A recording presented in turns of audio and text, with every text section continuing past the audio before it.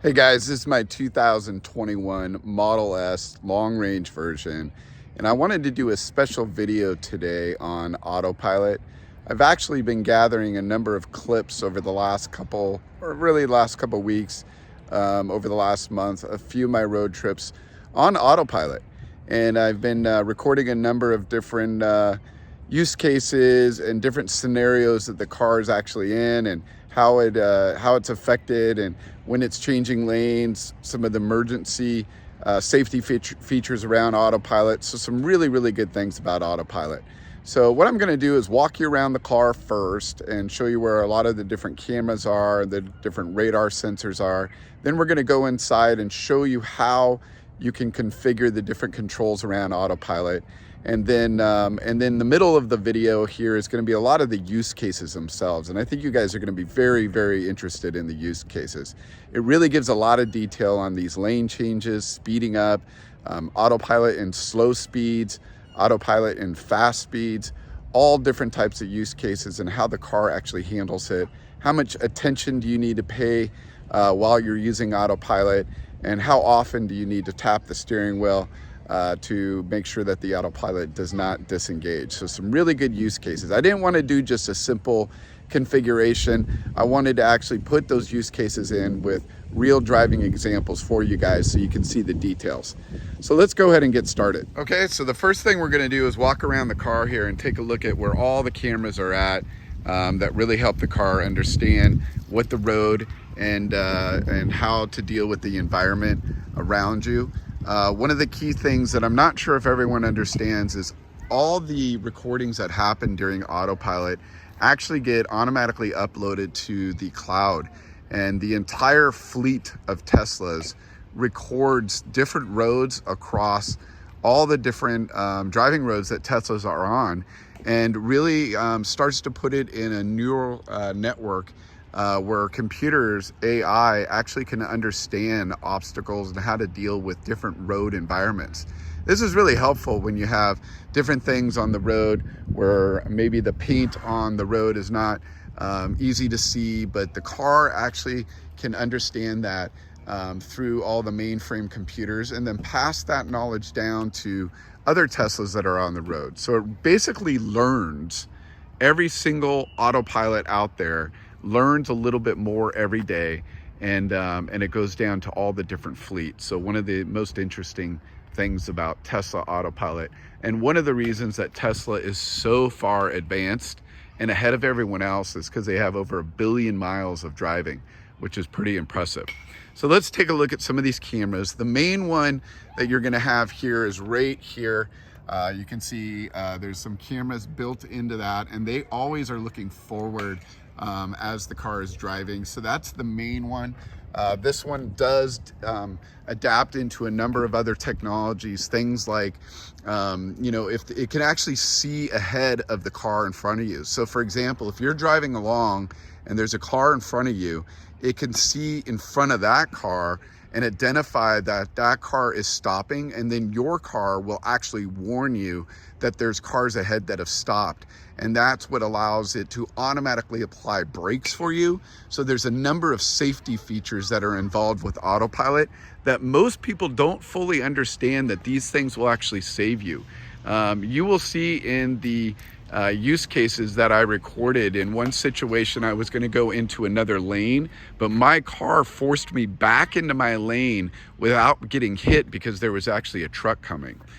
So it's a key item. Another one of the cameras are these side cameras right here. You can see, if you look really closely, there is a camera right in there. This is also the side turn signals as well, but that's also a big indicator. This camera kind of aims to the right down below, which really goes towards the blind spot of the car, so it can see if you're going to make a lane change, or if there's a car coming up from behind you, it will identify that and see that right there. So this not only sees everything in this direction here, but we'll see behind you as well, which is really nice. Now you also have a camera right here between the two doors, so you can see how that is right in the beam here. So this will identify other elements around you as well. So far 2 side cameras, 3 front cameras that we've seen there. You have these sensors here around the bumpers. This will also help Autopilot identify for parking. It also identifies traffic disturbances, different elements out there that may be blocking you. And so key elements there that will actually see that. And it also, one of the things you'll notice is when you're driving on the freeway, if I'm riding up really close to a main curb or something like that, it will actually identify how close you are, and it will actually maneuver the car if you do get too close. Or even if another car tries to come into your lane, it will warn your car, and your car will move out of the way if another car tries to bump into you. So there's some pretty amazing YouTube videos online that actually highlight a lot of that. So on this side as well, you also will have those side cameras, as well as the main camera here, side camera there, and then the main camera up front. And we also have the parking and sensors there as well, which will understand if anything is close to you.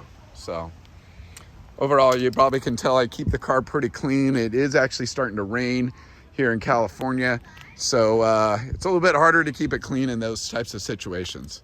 Let's go ahead and jump in the car, and we'll look at how you can actually configure Autopilot, and then we'll get to the different use cases that I've recorded for you guys. All right, here we go.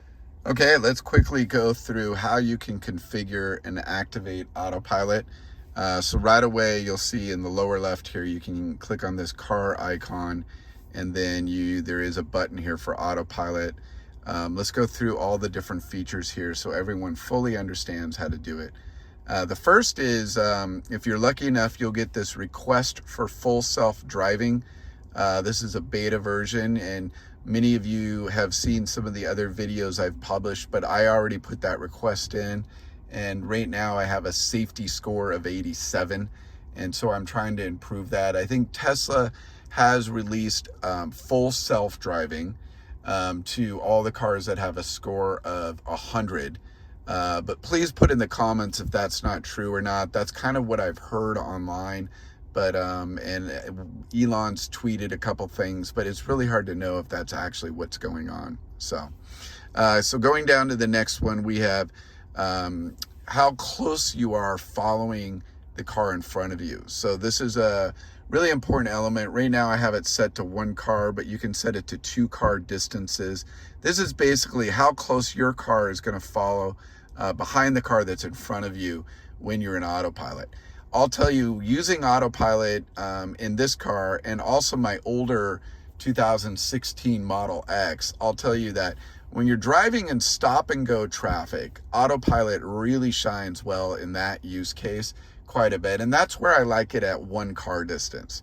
Now, if I'm using Autopilot on the highway and I'm traveling at 65, 75 miles an hour, then I actually prefer to have like 2 car distances away, and maybe even 3 car distances away. So if you're first to Autopilot, using it for the first time, I would probably recommend starting off at 2 or 3, and then when you're more comfortable, you can move it to 1. Okay.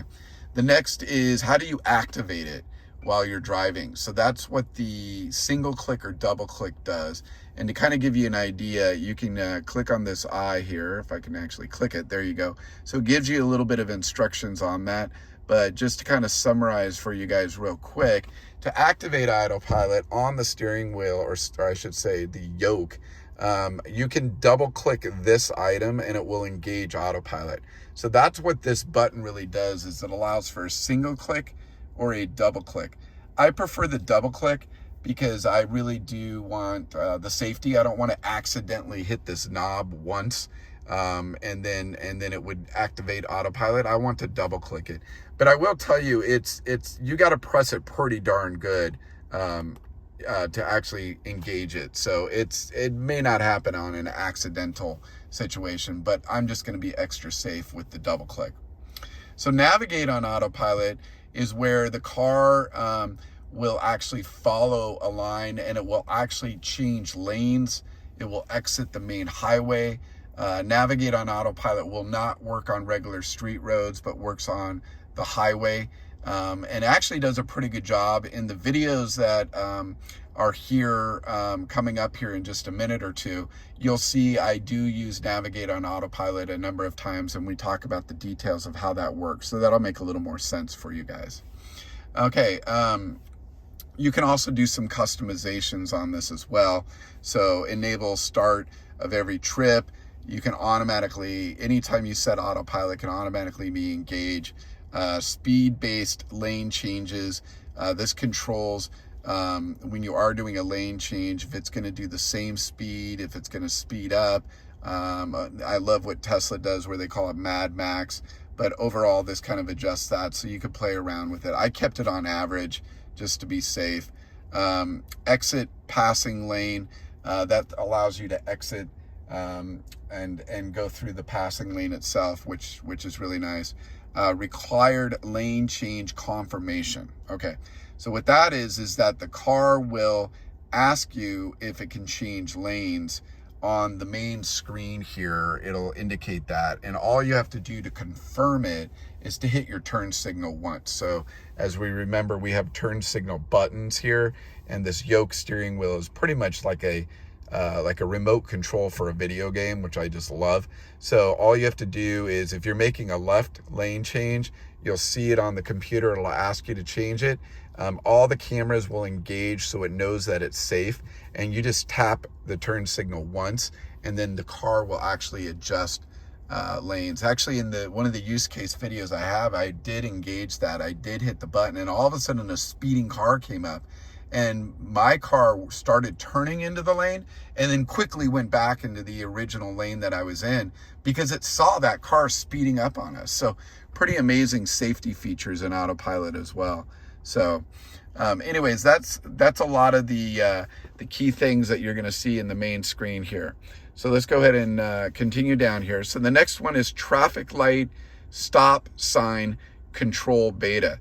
So this is where the car will see traffic signs, it will see stop signs, and it will go ahead and stop. And then as soon as the traffic light turns green, you do have to just tap on the accelerator and it will begin moving again. Same thing with the stop sign. So that's a nice feature. Next one is green traffic light chime.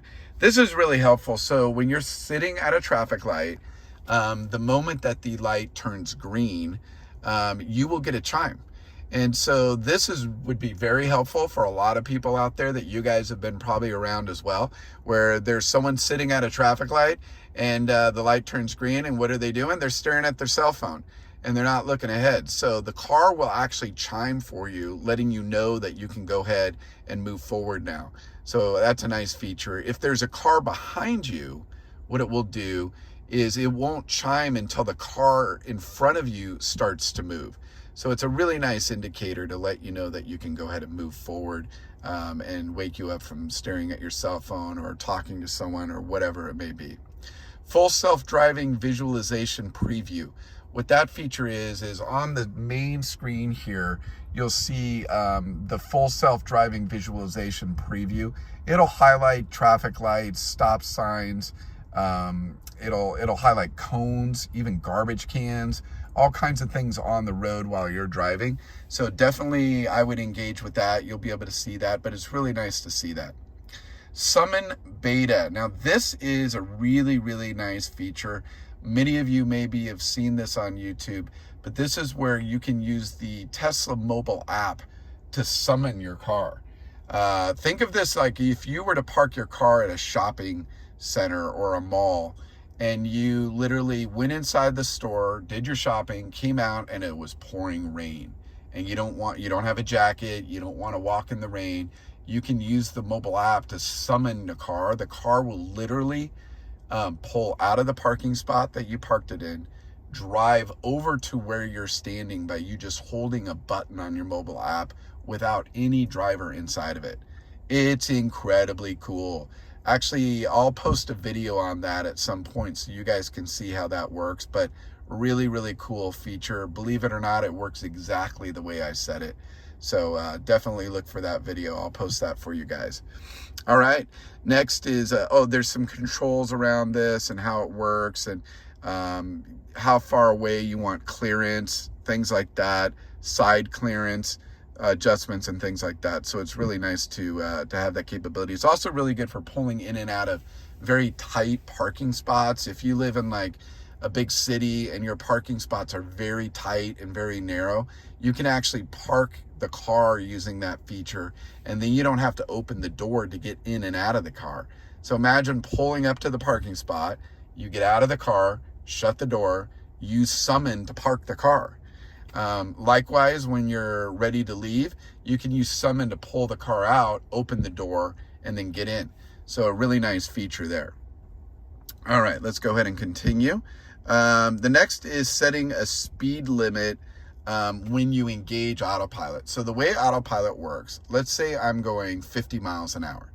I can go ahead and double click on autopilot, and it's going to start at 50 miles an hour, the speed limit, or you can set it to your current speed, and then you can offset it by a plus 15 miles an hour, or a percentage. I like the plus 15 miles an hour. So the reason I have mine set to this is a couple things. So the first thing I would say is that when you are driving, let's say 20 miles an hour in stop and go traffic, 15, 20 miles an hour in stop to go traffic, and you engage autopilot, I want it to be set to the speed limit plus 15 miles an hour, even though the car is only going 15 miles an hour. The reason I want that is because then when traffic starts to pick up, you get out of that stop and go traffic, you want the car to accelerate as all the cars are accelerating, back up to 65 to 70 miles an hour. You want the car to accelerate all the way up there. But don't worry, it's not going to go any faster than the car in front of you. So it's a really nice feature to have and to engage. And in the use case videos that I have coming up here in another minute or two, you'll see I actually talk about that as well. So another great feature. Speed limit warning. This is where if you are going over the speed limit, or you can set a warning. Let's say you want to set a warning at 90 miles an hour. You don't want to ever drive faster than 90 miles an hour. You can get a chirp, a chime, a display limit. I have mine set to display limit, so it can actually do that. And then you can adjust a certain mile per hour or offset it as well, similar to the above item. The next one is forward collision warning. And I got to tell you, this actually saved me once. I was driving along I was driving actually from Pleasanton to San Francisco. There was one lane change I needed to make, but all the cars in that lane were held up for some reason. And I'm cruising along at 75 miles an hour on the road, and all of a sudden, all these cars had just stopped in this lane. And basically this forward collision warning, my car just started beeping, beeping, beeping really loud. And it basically warned me to stop. And I think I was looking down at something just for a split second. I heard all those chirps. I looked up, I hit the brakes, and the car actually started to stop for me even before I hit the brake. So a pretty amazing safety feature. Really love it. Lane departure avoidance. So this is a really nice feature. It will actually warn you or assist you. Actually, I should set mine to assist. I had it on warning, but this can be really helpful, especially in that situation I was mentioning before, where when you're changing lanes, if there's another car in that lane, it will warn you. In this case, it's going to assist you by jerking the car back to a safe lane. So pretty nice. Emergency lane departure avoidance, same kind of thing I was just mentioning before. It will move you out of the lane if you're there, and it'll warn you there. Blind spot collision warning chime. So as everyone knows, there's a blind spot in the car.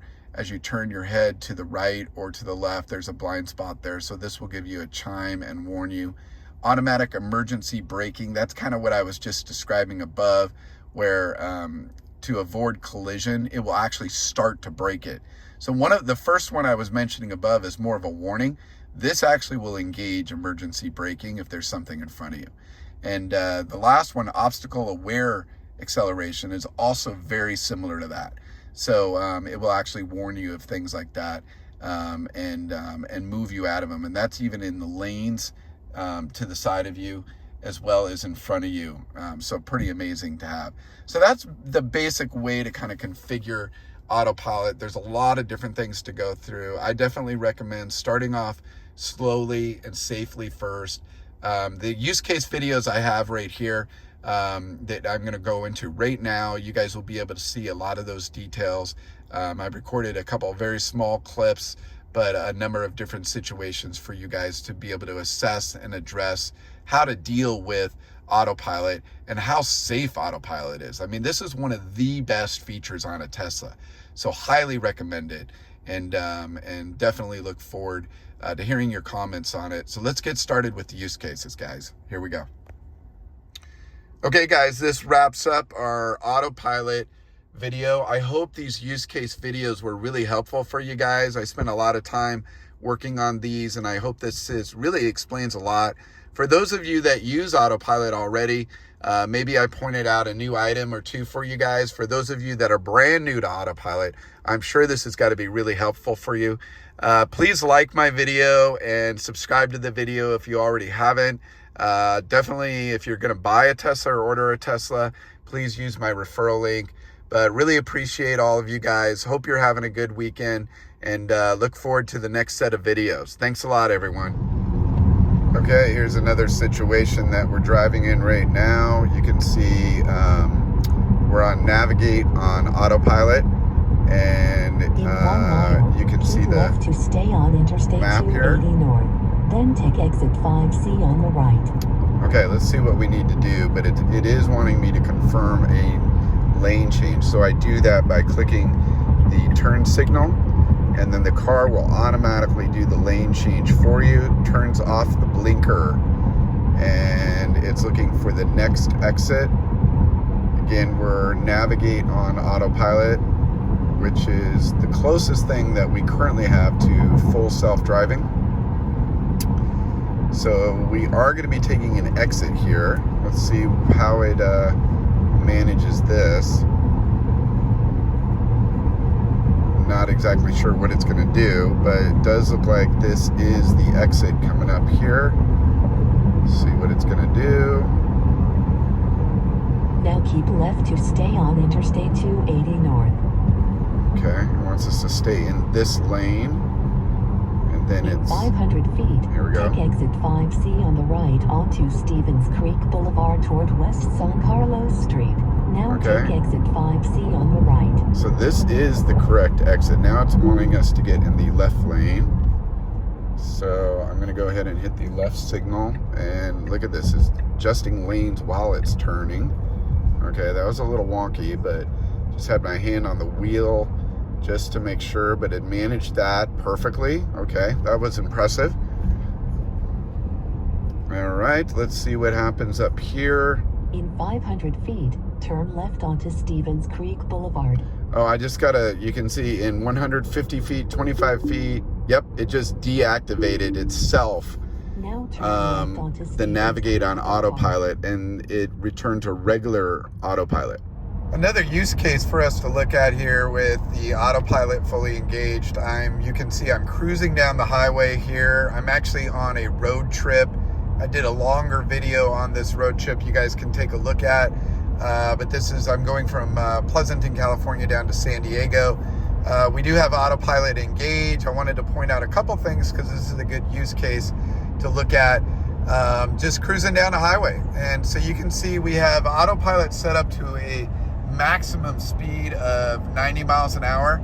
Right now we're cruising along at 72 miles an hour, but that's mainly because of the car in front of us. So if that car was not in front of us, the car would actually accelerate up to 90 and then hold at 90 until something comes in front of it, and the cameras detect a car in front of us. One of the other things that Autopilot will do is it will keep a certain car length of distance between you and the car in front of you. And I always have mine set to 2 cars. Sometimes in stop and go traffic where you're only going 10, 15, maybe 20 miles an hour, you might set that to a 1 car length. In this case, I usually default to 2 car lengths. Sometimes though, with this gap, you'll get people that will pass in front of you, and it's not the widest distance to get a car to pass in front of you. And that's sometimes when I'll go to 1 car length, which does make a difference. For those of you that may not know about Autopilot, if you're new to it, it's really easy to activate and deactivate. I've got mine set up with this knob right here. If you want to deactivate it, you can just hit it once and it deactivates it. You hear that little beep. If you want to activate it, you can just double click it, just like that, and it allows you to double click. I've also got mine configured to do a plus 10 miles an hour when you activate it as well. So that's the desired speed it's trying to get to, is at 85 now. And then you can control that by pushing up on this knob here. You can see it will adjust that to the desired speed you'd like to get to if you had no obstacles in front of you. And so that's a little bit on the control of it, how to activate and deactivate it, which is really easy. But otherwise, just cruising along here. I'm gonna go ahead and hit begin trip on this road trip. And then another piece to point out is if you wanna use navigate by Autopilot, where the car will actually change lanes for you and exit the highway, you can hit this little icon right here, where then it will now navigate on Autopilot, and it will adjust lanes and exit the highway when needed. As soon as you do exit, the car will warn you that you're going to need to get off the lane. See, look, it's trying to do a lane change right here, and I think that's kind of interesting. Maybe it's trying to get around the slower traffic. So that's interesting. To confirm the lane change, you'll see this pop up here in a second. It's trying to confirm a lane change. In some cases on navigate on Autopilot, you do need to engage that. Now it's just, that's the other thing it'll do. It'll ask you to touch the steering wheel to make sure that you haven't fallen asleep and you're engaged with it. So every 30 to 45 seconds, it'll ask you to do that. And if you don't do it, the screen will start to blink a little bit, letting you know that you do need to do it. So I'll kind of show you how that works here in a second. When it does ask me to do it again, I won't grab the steering wheel. Now, if you don't grab it after a more serious warning where the screen will begin to flash, basically the car will completely disengage in Autopilot, and then it will sound an audible alarm just in case you did fall asleep, and then it will not allow you to use it again. Okay, you can see we're getting the warning right now where it wants me to touch the steering wheel, or the yoke, I should say. I'm not going to do it. You can see it's getting a little more aggressive. There it goes. Now, if you don't engage it, see, it says Autopilot is disengaged for the rest of the trip. So now I'm not allowed to use Autopilot until I pull over, stop the car, and then restart it. Then I can re-engage with Autopilot. But anyways, I wanted to show you how that works so you guys can kind of understand that's a really important element of Autopilot. Unfortunately, I have fallen the victim of that a couple times, just if I'm chatting along with a friend and I don't see those warnings. It's only happened a couple times, but for the most part, the warnings are pretty insightful, and they're very much of a have alert around them. So it does give me an indication I need to touch the yoke, and then I can continue moving along with Autopilot. So it's just a safety mechanism, but I thought that would be important for you guys to know. It looks like it's not asking us to do a lane change right now. Obviously, Autopilot is now disengaged, and it did not ask us for that lane change. I think because the car saw a semi-truck in front of us in the right lane. Earlier, it did ask us to make the lane change because we were not caught up to that semi-truck. So anyways, just a couple more key tips on it. Let's look forward to the next item I'll share with you around Autopilot. Thanks, guys. Another great use case for Autopilot is in the slower type of traffic here. You can see I've got it in Autopilot right now, and we're running into some LA traffic. It's a little bit of stop and go. Actually, this is my favorite time to use Autopilot because it actually takes care of all the stopping and going for you. Makes it really easy. If someone tries to cut into your lane, it will stop or it will dodge. So it actually does a super great job in low speeds with traffic. You see this car is moving right in front of us. It's going to adjust to that Now keep left and to stay allow on for that. Interstate 5 So South. it's pretty cool. I think many of you know that I'm from the Bay Area, and I have to drive from Santa Clara up to Pleasanton a lot of times on the 680 route. And anyone that's ever driven that knows there's a lot of stop and go traffic if you are there past 3 p.m. any day of the week, sometimes even the weekend. So Autopilot is just sensational in situations like that with stop and go. But you see, even here, it's slowing way down, stopping. Sometimes it's a little abrupt with how quickly it slows down. It's, obviously a computer driving the car rather than a person easing their brakes down a little. So it's a little bit sharp.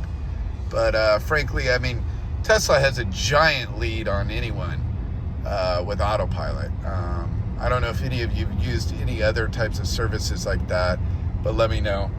I can also put my blinker on, and then the car will look for clearance. You can see on the main screen, there's cars going by, but it's looking for clearance right now. See how that screen's highlighted, the little area it's trying to cut over. It's not finding anything because there's cars there. So it'll slow down and speed up to try to find an area to cut over. I'll just leave my blinker on. There it goes. It found the spot. And there it goes. It found the spot, decided to take it. It did dodge a little on its own because I think it saw the car in the other lane. So Autopilot's pretty darn intelligent. It does all that on its own, but that was actually really good for you guys to see kind of how it tried to figure that out in this stop and go traffic. Here's another use case of Autopilot just cruising along here at 77 miles an hour, very light traffic. We have it set to 85 and we're just kind of cruising along. Not a big deal here. This is a very nice, relaxing way to use Autopilot. Don't really have to worry about anything. At night, it makes it a little bit easier just because of the lights and reflections. But overall, just another great use case for Autopilot. Gotta just love the feature. Just gotta make sure you're paying attention and touching the yoke every few 30 seconds, 45 seconds or so to make sure that it knows you're awake. But overall, again, just love the Autopilot, pointing out more use cases for you guys. Okay, guys, this wraps up our Autopilot video. I hope these use case videos were really helpful for you guys. I spent a lot of time working on these, and I hope this really explains a lot. For those of you that use Autopilot already, maybe I pointed out a new item or two for you guys. For those of you that are brand new to Autopilot, I'm sure this has got to be really helpful for you. Please like my video and subscribe to the video if you already haven't. Definitely, if you're going to buy a Tesla or order a Tesla, please use my referral link. But really appreciate all of you guys. Hope you're having a good weekend and look forward to the next set of videos. Thanks a lot, everyone.